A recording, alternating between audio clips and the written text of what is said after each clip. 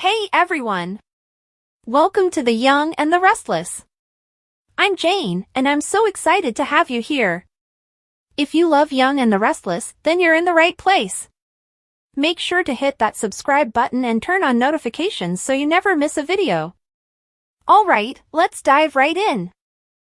The Young and the Restless recap for today will air in the United States on Friday, July 25th, 2025, and in Canada one day earlier. Every Wednesday, we share our YNR recaps online. Having the company makes Nikki happy. She shares with her the terrible nightmare she had the previous evening. She wonders how Cole is doing and detests not being able to contact Victoria. Lauren is shocked to learn that an innocent man lost his life while Kane was trying to control them. Nikki senses that something is seriously off and longs to see her son. Lauren finds it incomprehensible that Kane would harm Nick. Nikki believes it's a calculated attempt to win the Chancellor. Lauren questions whether Kane would go to such lengths. Nikki won't allow her son to be falsely accused of killing someone. According to Lauren, Nikki seems prepared to give Kane everything he desires. Kane and his games are over for Nikki. She prioritizes her son's safety above all else. Lauren does not want her to make rash decisions. Nikki is aware that Chancellor is the only choice Kane will consider. Before she makes a mistake, Lauren asks her to talk to Victor and Michael. There might be another way to put an end to this, she says. According to Nikki, it's her business and her choice. Lauren warns that there might not be a way out of this. Nikki is aware that her children are the most valuable thing in the world. Car for dining. According to Victor, no one is leaving. Kane claims that his main goal is to identify Damian's killer. Victor wants Kane to figure out who is behind Nick's alleged framing. He relates to Kane what Carter mentioned regarding the knife being under the sink. Chance is looking for clarification. Chance informs Kane that it is against the law to take Nick and Sharon hostage. Kane claims that he is only protecting him because Nick might have attempted to murder him. Kane is criticized by Victor for detaining his son due to a possibility. Carter maintains that he has done nothing wrong and requests that they stop questioning him. Chance claims that Kane hired him to look into the murder. Carter is sent to wait in the bar area by Kane. He finds it offensive that they are interrogating his employee behind his back. Victor is shocked to learn that Kane is paying Chance. Chance claims that he hasn't received any money yet and that his only objective is to solve the murder. Kane is curious about what transpired with Carter. Chance informs him of the falsehoods they exposed. Victor implies that Carter is either the murderer or is acting as Kane's scapegoat. Kane thinks it's ridiculous that Carter would kill Damian. The death of Damian is opportune for Victor. According to Kane, Carter is incapable of committing murder. Chance and Victor question whether Carter saw an issue and made the decision to fix it. Holding room at Dumas estate. While he gets what they need, Billy wants Sharon to bear the pain. Sharon implores Nick to wait. Nick has trouble staying up. The security officer is still unconscious, according to Sharon, who is proud of Nick. She informs him that they need to believe Billy because he has sought assistance. The anguish is unbearable for Nick. Sharon makes every effort to divert his attention by discussing their family. Billy's sleeper car with Sally. Billy rushes in, and because he's covered in blood, Sally believes there has been another murder. Billy informs her that Nick needs her assistance because he is seriously hurt. He recalls her assisting the Carneys in the past. They have to stop along the road, but Sally will do what she can. Holding room at Dumas estate. Billy and Sally dash inside. The fact that Sally is Billy's medical specialist astounds Sharon. Sharon should give her a chance, according to Billy. When Sally arrives at work, she seeks a way to sanitize the wound. Sharon reaches for the champagne bottle. Sally desires something more powerful. In the trunk, Billy discovers more alcohol. Nick clenches his teeth in agony as Sally puts the alcohol to the wound. She slows the seepage with a tea bag. She takes out some salt to help the wound heal and cautions that the following step may hurt. Sharon finds it difficult to keep Nick in the chair. Sally is appreciative of the knowledge she gained from her carny days. Nick promises to hold Kane accountable. Sally's assistance in saving Nick's life is acknowledged by Nick and Sharon. He still needs serious medical care, according to Sally. Nick, limping, is escorted out of the holding area. Center court at Genoa Estate Gardens. When Amanda discovers Carter by himself, she asks Kane where he is. Carter claims to be talking to Victor and Chance. He claims that they are talking about him. Amanda is looking for specifics. According to Carter, they attempted to mislead him. They were curious about the night of the murder and his past. He would never say anything that might reflect poorly on their boss. Amanda hopes Carter isn't acting as Kane's stand-in. Kane, according to Carter, is far too kind to murder. Lily walks in, then turns to hurry out. Amanda persuades her to accompany them. The fact that Kane killed Damian and is acting like a victim bothers Lily. Carter advises her to give Kane another chance as he is aware of how much he loves her. Kane comes through the labyrinth. He says hello to Lily. Lily simply says that he disgusts her and turns to leave. Kane desires some alone time with Carter.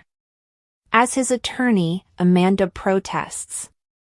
Amanda walks away after Kane assures her that he will fill her in. Regarding the night of the murder and concealing the knife, Kane wants Carter to be truthful with him. He questions whether Carter believes he killed Damian. Carter acknowledges to Kane that he is not a murderer. They have an issue with Kane's alibi, but he is flattered. According to Carter, the groundskeeper erred. Kane complicates the situation by mentioning the knife's concealment. He wonders how Nick got his hands on his stock of bourbon and the cameras. He is aware that Carter had those items at his disposal. He implies that Carter wants to make up for the evil that he witnessed between Lily and Damian. Carter acknowledges that Kane changed his life. He owes it to him to be the finest version of himself. Although Kane values his allegiance and will always keep him safe, he needs to be fully aware of what happened that evening. From within the maze, Victor and Chance listen. Statue Gardens at Genoa Estate. Lauren and Nikki locate Amanda. Nikki must talk to Kane right now. Amanda is curious about their needs. Nikki will not tolerate her son being used as a negotiating chip. Lauren tries to persuade Nikki to change her mind. Refusing to listen, Nikki declares that she is prepared to exchange Chancellor for her son's freedom. Amanda explains Nikki's wish. Lauren implores Nikki to reconsider. Nikki is skilled at what she does. Unless Nick is completely guaranteed not to face charges for Damian's death, no bargain will be made. Amanda asserts that she is capable of bringing that about. Lauren observes her closest friend giving Kane the benefit of the doubt. Along with a signed declaration that will provide Nick with a credible alibi for the time of the murder, Amanda provides the documents necessary to transfer ownership of Chancellor. Lauren points out how convenient everything is. Amanda informs Nikki that she is available to assist and that it is up to her. The Young and the Restless next week. Carter takes Lily hostage while brandishing a gun. Authorities are wrapping up and transporting the dead to the coroner's office, Amanda informs Kane. Kane questions whether he is safe even after the investigation is over. Cell service is simultaneously available to Sally and the Newmans. Victor advises that they all go as he believes Kane is aware that he lost. In a rage, Kane swats everything off his desk and spills it on the floor. When Nikki Newman made Chancellor Industries a startling offer in an attempt to save her son Nick Newman from the legal issues that had trapped him, the drama in Genoa City reached new heights. After Nick became embroiled in a corporate issue that endangered both his freedom and reputation, things quickly became more heated. Ever the watchful mother, Nikki used her contacts and power to bargain with the Chancellor's board members, pulling every thread she could. She was prepared to go to any lengths to protect Nick since she understood how important it was and that his future depended on it. As she outlined her demands, the tension in the room was evident. Her eyes showed the fear she felt for her son, but her voice remained firm. Unaware of his mother's efforts, Nick battled the accusations against him and grew increasingly frustrated at the prospect of losing everything he had put so much effort into. Even though the Newman family had long held sway in Genoa City, Nick was still vulnerable to the scandal's repercussions. The board members exchanged cautious looks as Nikki's negotiations progressed, understanding that any choice they made would have significant ramifications. Chancellor Industries' power dynamics were already precarious, and Nikki's audacious move had the potential to upset the delicate equilibrium. Devin Hamilton, meanwhile, was caught in the middle, divided between his friendship with the Newmans and his allegiance to the Chancellor. Although he had always held Nikki in high regard, her most recent move put him in a precarious situation. Devin's internal struggle was apparent as he considered his alternatives, and the conflict between his personal and professional allegiances had never been more apparent. Nate Hastings, meanwhile, kept a close eye on the events, his own goals simmering beneath the surface. He had plans for Chancellor of his own, and Nikki's meddling could assist or hurt those ambitions.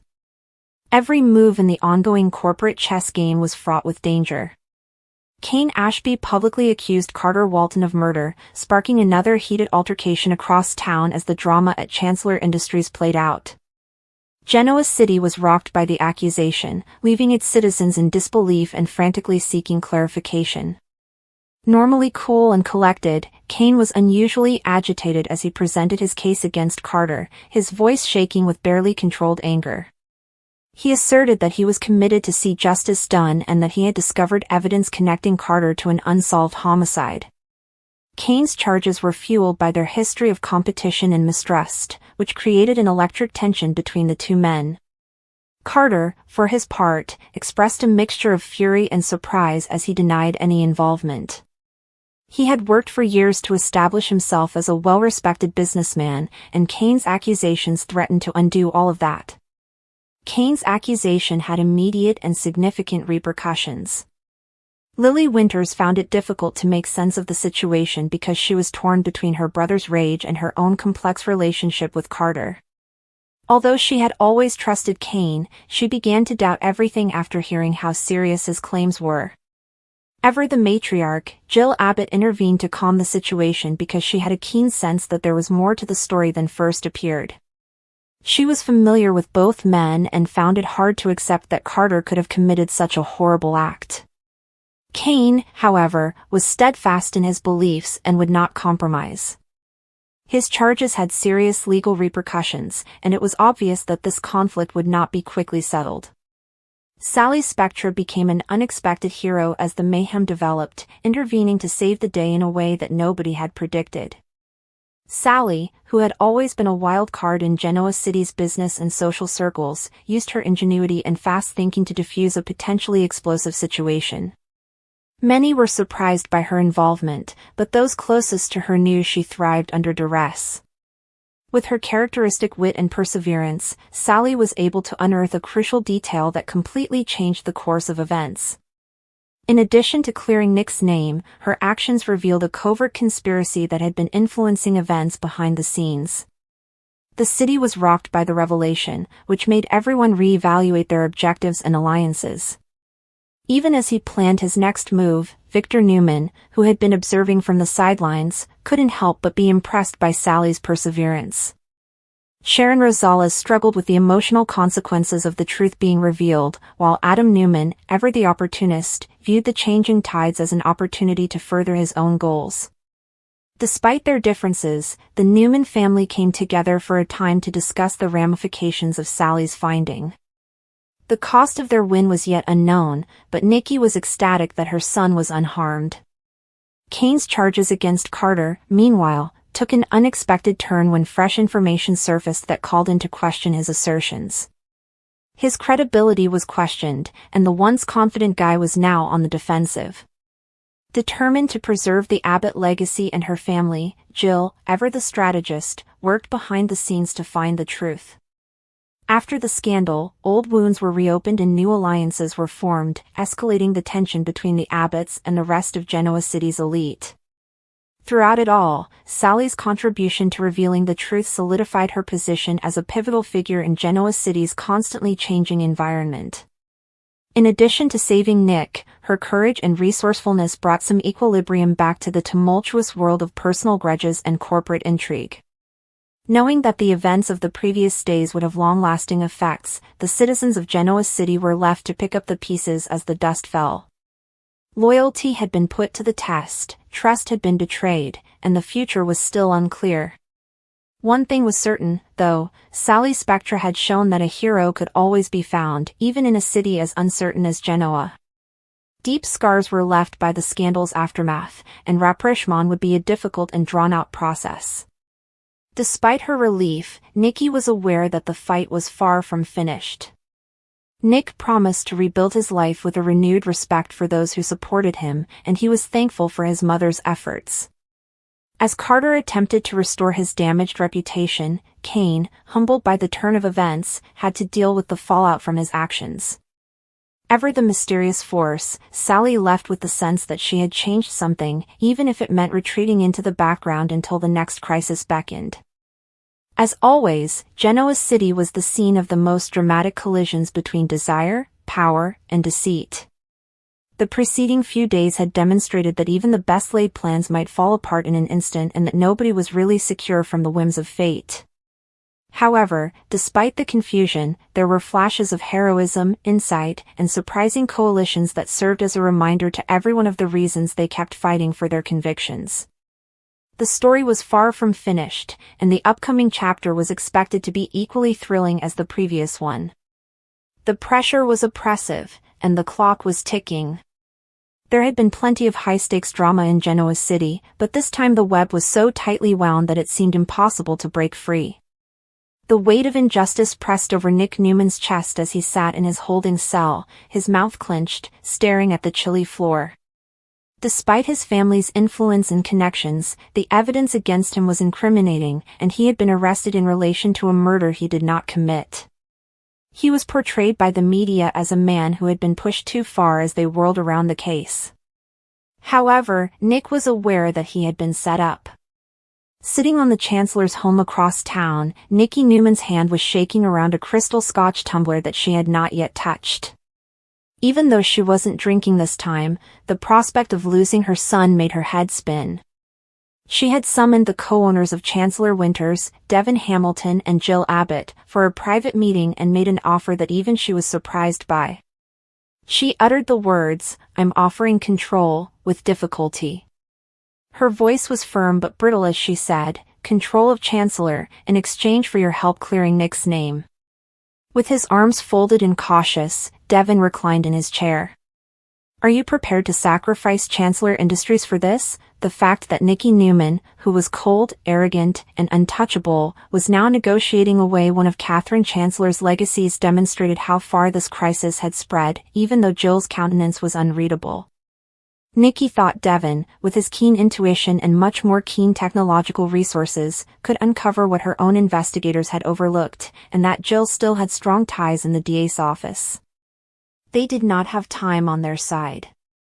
Halfway across the city, Kane Ashby stood outside a dirty warehouse on the outskirts of town, his heart thumping in his ears and his fists clenched. He had come here as a result of his inquiry into the murder, and Carter, the man he suspected of planning it all, had finally slipped. For years, Kane had been silent about Carter's involvement in dubious activities, but this time he spoke out. The smell of deceit and motor grease assaulted Kane's nostrils as he entered the warehouse. As cool as ever, Carter was there with his arms crossed. Carter smirked and added, "I don't know what you think you're doing, Ashby, but you're barking up the wrong tree." Kane didn't bat an eye. "You had a reason. You had entry. I am also aware that you were present at the crime site that evening. I have a witness who saw your car." Carter's face flickered, but only briefly, which prompted Kane to move forward. You don't think I'll go public? Do you really believe I won't destroy everything you've created? Kane's voice broke into rage. Sally Spectra was fighting her own battle back at Newman Enterprises when she said, "You killed him, and now Nick's taking the fall." She had just entered a meeting where Victor and Adam were debating whether or not the family should step in. As always, Victor's first inclination was to pull threads covertly, while Adam, rather surprisingly, wanted to reveal the truth even if it meant destroying relationships. That was not Sally's time. Enough, her voice reverberated around the room as she yelled. Nick is languishing in a cell for something he didn't do while you're fighting over how to keep your face intact. Her red hair flared like fire as she paced like a tiger in a cage. I've watched the video. I have experience with the lab. And I discovered a bug in the surveillance file that none of you noticed. Victor gazed at her and said, the timestamp was changed. Are you sure? She gave a nod. She had spent nights going over frame-by-frame analyses of the video that purportedly showed Nick entering the victim's property, and she said, I'll bet my life on it. However, she had found an almost undetectable 2-second leap that deleted a crucial point. The evidence had been manipulated by someone.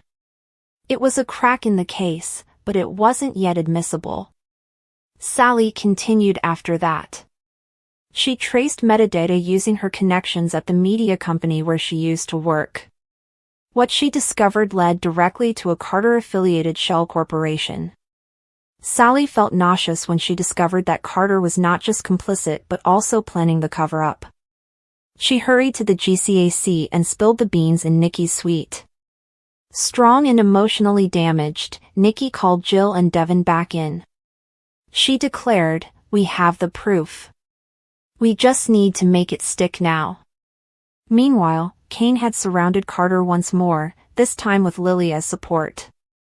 It frightened her since she hadn't seen Kane this angry since Juliet's passing. However, her stomach fell when he handed her the file that Sally had sent him. Lily muttered, "This is Carter's digital fingerprint, his logo." In a panic, Carter attempted to flee, but Devin had foreseen it. After being apprehended by a private security firm outside the warehouse, he was taken into custody in a matter of minutes. News spread quickly. Within an hour, Christine Blair from the DA's office showed up at Nick's cell. With a regretful tone, she told him, "You can leave now. We made a mistake." Nick did not rejoice.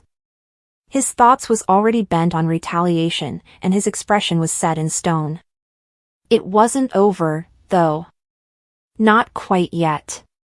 Now emotionally spent, Sally fell into a couch at Society as Summer and Phyllis watched.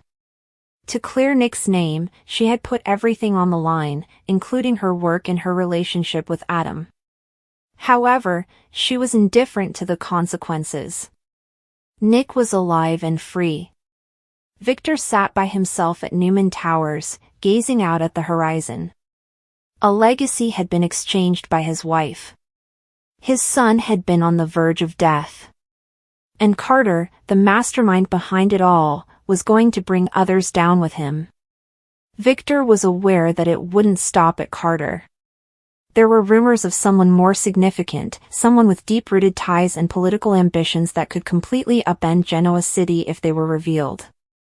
Nikki's heels echoed like thunder as she moved through the Chancellor's hallways. Although she was no longer the company's owner, she still had influence. Inspired by Nikki's selflessness, Jill pledged to uphold the company's integrity and use all of its power to eradicate corruption. "We're not finished," Jill declared. Not by a long shot. In spite of their complex past, Lily and Kane were standing next to each other again. Despite their sadness, they both felt compelled to put things right. With his eyes fixed on the metropolis below, Kane whispered, "This town is built on secrets." Later, Sally and Nick were outside Crimson Lights, watching the sunset, and Sally said, "And we're about to bring a few into the light." His voice was full with emotion as he informed her, "You didn't have to do this. She gave a shrug. He grasped her hand and said, "You would have done it for me." They remained silent, unable to speak.